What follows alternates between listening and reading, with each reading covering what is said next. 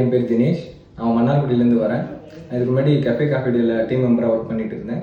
என்னோட career க்ரோத்துக்காகவும் high paying ஜாபுக்காகவும் நான் search பண்ணிட்டு இருக்கும்போது இன்ஸ்டாகிராமில் வெராண்டா ஃபேரோட ஆட் பார்த்தேன். அதில் வந்து அவங்க ஈக்விட்டாஸ் பேங்க்கும் வெராண்டா ஃபேரும் ஒரு 12 days ப்ரோக்ராம் கண்டக்ட் பண்ணியிருந்தாங்க.